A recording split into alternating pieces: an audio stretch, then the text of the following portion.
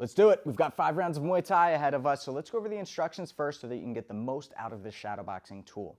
So the way this works is I'm going to be shouting out different combinations. I want it to register in your brain, and then I want you to fire it off as if you're aiming for an actual person standing in front of you.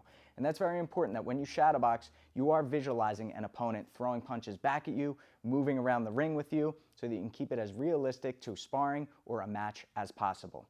Let's go over the punch combinations first. So punches 1 through 6, number 1 is going to be the lead jab, number 2 is the rear cross, number 3 is the lead hook, number 4 is the rear hook, number 5 is the lead uppercut, number 6 is the rear uppercut. Now most of the time I'm just going to say jab or jab cross, but if it's a longer combo you may hear me say 1, 2, 5, 2. So that would be a jab cross, lead uppercut, cross, okay? The punches are going to feed into kicks. Now we've got different variations of kicks. I may just say lead kick, which is going to be a lead roundhouse kick, and that can be to the head, to the body, or to the legs. That's your choice. And if I say a rear kick, same thing. It's going to be a rear roundhouse kick to the head, to the body, or to the legs. Now, I'm also going to say teep or rear teep. So the lead teep is pushing someone away. The rear teep is using our back leg to push them back, okay? Now, you're also going to hear me mention fakes. And I'm going to say the word fake, and what that means is you're going to fake the previous movement. So if I say teep, fake, jab, it would be a teep, fake the teep into the jab. Okay, so you're just going to fake the previous strike that you threw. We're also going to work on our elbows and knee strikes. Okay, when I say lead elbow, it's your choice whether it's a diagonal elbow, a horizontal elbow, or an uppercut elbow. Same thing with the rear. If I say rear elbow, you can go diagonal, horizontal, or that uppercut elbow.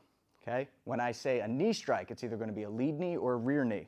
When you throw your lead knee, you can do a switch knee, or you can step forward into the knee. Okay? When I say rear knee, same thing. But what I want you to do when you throw your knees is get in the habit of swinging your arms up, and as they come down, you're going to control their head and their hand as you throw that knee. So whatever side's throwing the knee, the same side hand grabs the head. The other hand grabs the wrist, and we're pulling them in. Because we're often going to follow up with the opposite side elbow, and or we're going to initiate into the clinch. And you can get double collar ties or the plum. You can get steering wheel. You can get one on the head, one on the arm, whatever you feel comfortable with. Our priority in the clinch is to break their posture and to land 3 knee strikes. Okay? So if we're in the clinch, we can turn and whip, fire off 3 knees, right? Maybe we've got the plum, the dominant position clinch. We can push, push, pull. So I push, push, pull into the knees. So they can be alternating left, right, left, or it can be 3 knees with the same leg. And remember, a good habit to build in the clinch is that once we're done with our knees, we're going to push them away, knock them off balance, and strike on the break. When they're relaxed and off balance, that's when we catch them with a kick. These are the general strikes that we're going to be doing. There's also going to be 2 other cues that you're going to hear me say. Number 1 is check and counter, which I want you to pick whether it's a lead side check or a rear side check. Either way, I want you to return with the same side kick. Okay, so if I say check and counter, you lift your knee to the inside of the forearm, face your shin out at a 45-degree angle, quickly put that foot down, and fire off a kick. And it doesn't matter whether it's left or right. Okay, the other cue I'm going to say is ole and kick. Now an ole is a redirect. I want you to imagine someone's rushing in towards you, or you're stepping in towards them.